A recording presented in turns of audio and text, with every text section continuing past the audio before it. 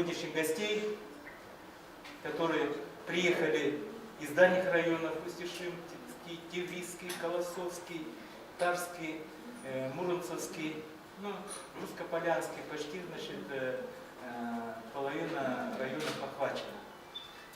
У нас также гости из Тюменской области, город Глутровск. У них тоже интересная своя программа и хотят с нами поделиться опытом. Кроме этого, сегодняшнее мероприятие наше, форум татарских предпринимателей. Пусть это слух не режет никому, ради Бога. Вот. Все мы живем в многонациональной стране, в России. И я считаю, что это нормально. Позвольте считать форум, начавшим работу. И первое слово, приветственное слово, предоставляется председателю региональной национальной культурной автономии татар Омской области Миниханову Радику Минигалиевичу.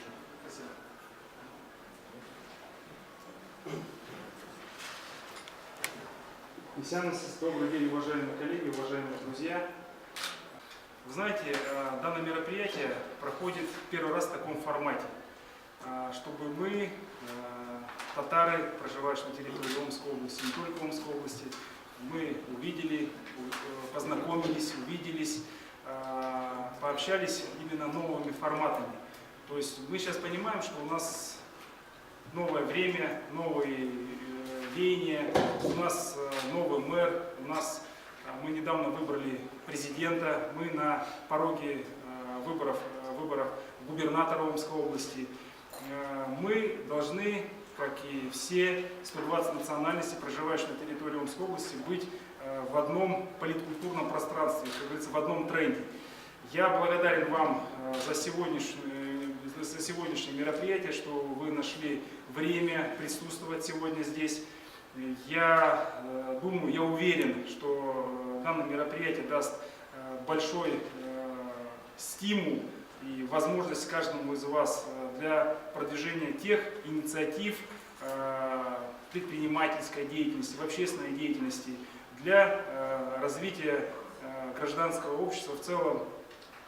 Все это происходит из-за любви к России. Спасибо вам огромное, Бигзур Рахмат, хорошая и плодотворная работа. Спасибо.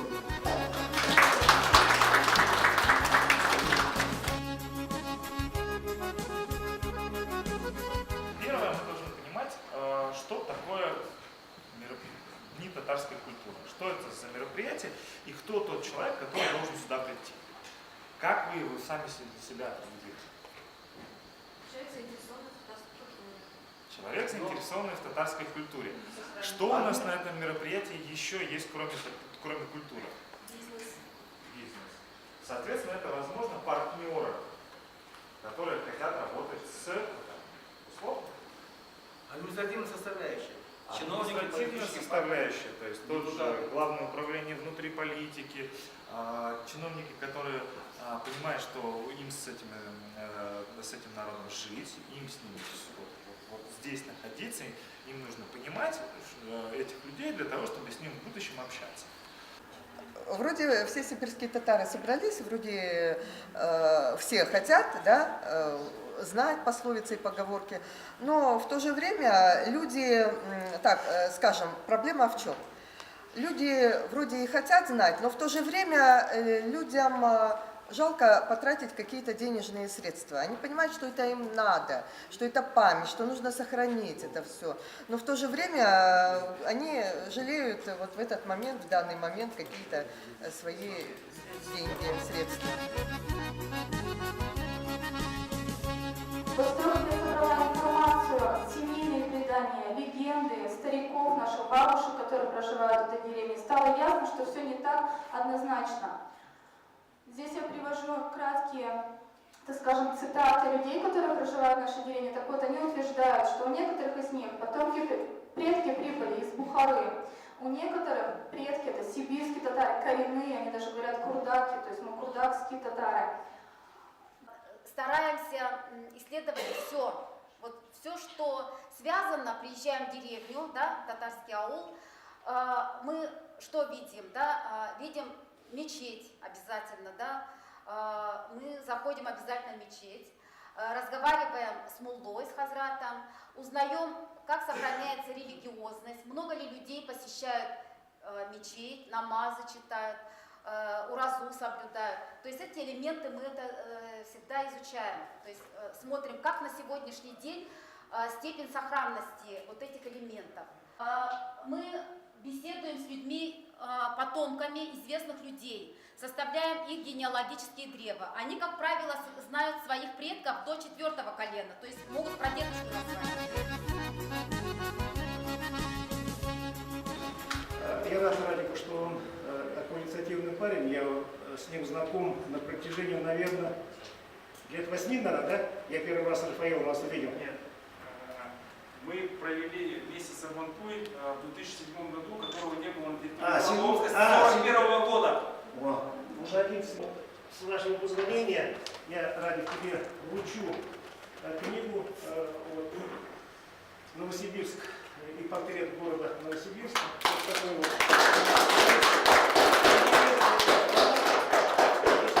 Экспонаты, картина наших художников, вот, нарисован Витязь, например, старый Новосибирск, да, смотрите. Вообще интересная экспозиция здесь наших художников. Пополнит коллекцию да, в библиотеке региональной автономии Татарстана. Мусульмане смерть же как наступает не всегда неожиданно, и захоронить нужно до заката солнца. 2-3 часа не успели дозвониться до муллы, и человек уже увозят в район куда-то, или вот, как это все вообще происходит, как налажено взаимодействие. Вот у нас в селе, Якуб имам знает, да, что мужики сами выходят, сами вышли, выкопали, все сделали, захоронили. Как в городе быть, целесообразно ли вообще хоронить мусульман в городе, в Омске, на вот таких больших кладбищах? Или целесообразнее вывозить, например, погибших, умерших к родственникам в деревнях? Вообще, на сегодняшний момент нужно сказать, что мы столкнулись с такой проблемой, что обряд похорон, погребения умерших,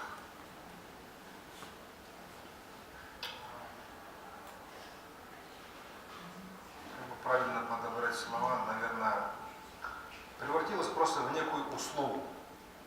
Да? И есть те организации, которые эту услугу предоставляют,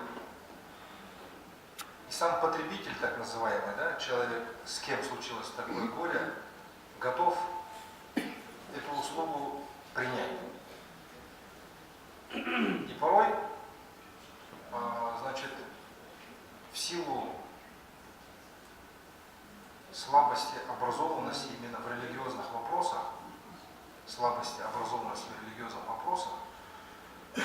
почему я говорю, что нам такое отношение, пришел немножко такое потребительское, да? Сейчас вот звонят, говорят, у нас умер человек, нужно его похоронить. Да? Сам контекст разговора, посыл, говорит о том, что как бы приедьте, похороните моего родственника. Да? Хотя раньше, буквально довольно-таки, ну, наверное, лет 30 тому назад, если взять, все-таки похороны близкого человека было дело сугубо семейным и родственным. Бисмиллахир-рахманир-рахим. Альхамдулиллахи раббил аламин. Вассалату вассаламу аля расулиллах. Assalamu alaikum wa rahmatullah. İsa'nın milletleşler, kardeşler, Müslümanlar. Elhamdülillah Allah Teala'nın rahmeti bu zor mucize bayram. Elhamdülillah Allah Teala'nın her bir bilgenine. Mine devlet Hazret Neçi'ye gitti. Kazanda hazır zor ahamiyet biriler. Bizim televizge, dinimizge. Лучше по-русски? Нет, это сейчас.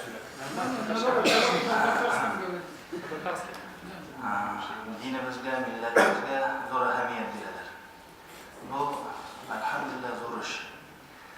Mana bu her bir o'tgan forumlarda aytadilar, nechuk bizga tilimizni saqlarga, nechuk bizga dinimizni saqlarga. Shuning uchun mana siz o'zingizning so'rovlaringizni berasiz. Ham endi dinsiz bir narsa da bo'lmayacak.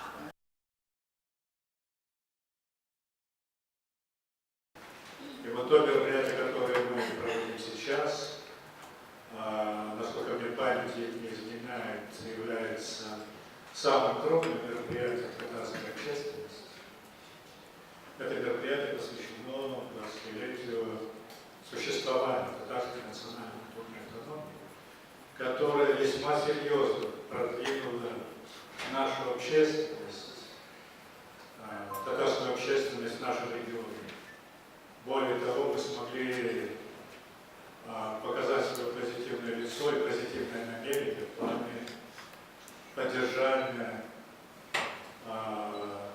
цивилизованных, культурных отношений в нашем регионе с тем, чтобы наше общение с другими общественными организациями, другими этносами служили целью укрепления межнационального согласия. И родной ты, и красивый, мама, папа Монтеле.